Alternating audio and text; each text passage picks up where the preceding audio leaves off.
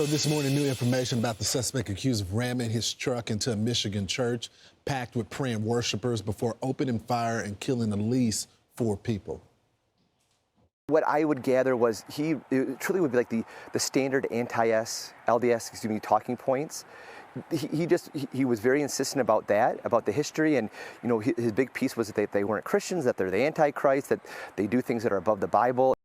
So this, as officials reveal, his truck was loaded with explosive devices, including 4 IEDs, all consumer-grade fireworks and smoke canisters stuck together. Former FBI supervisory special agent Jack Jupin joins us now. So, Jack, you and I were just having this conversation.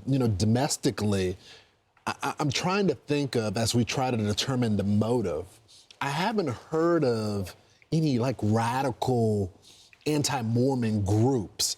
You've heard of the scholarly, debates, but that's key in motive, right? Yeah, absolutely, Lawrence. We've seen a lot of hate crimes in the past, right? And we've seen church shoot-ups before. This isn't the first. This is the first that I've seen or that I recall against the Mormon church. That has not been seen. But then again, hatred is hatred. And right. Unfortunately, these crimes continue to happen, and they're on the rise since 2021, especially against Christian churches that we've seen.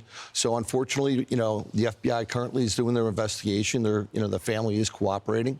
So that's something. They're doing search warrants and, conducting their interviews and seeing what they can find. But right now, the motive, pure hate. So, when it comes to, because he was a former serviceman. Yes. That also is key here, right? 100%.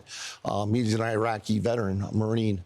And, PTSD, as we talked earlier before we got on the air, is a real thing. We're seeing it more and more, and people need treatment for this. And it's serious. And unfortunately, we have a lot of veterans suffering from it.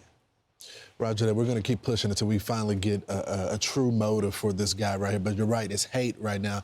Meanwhile, the assassin for Charlie Kirk, he had his first court appearance yesterday. Here's a little bit of it.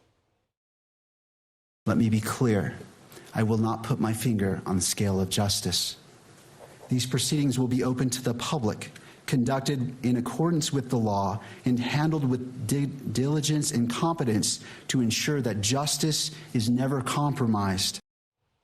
So the judge is balancing the scales here. He's saying he wants justice here, but he wants the public to be able to witness this as well. Yeah, he sure does. And he's going to dot his I's and cross his T's on this. They want no mistakes. As we've mentioned, we mentioned it last week, the evidence in this is overwhelming. Yes. It's devastating evidence.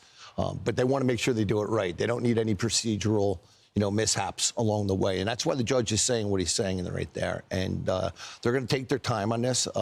The defense has asked for more time. Yesterday's appearance was remote. The next one will be in person.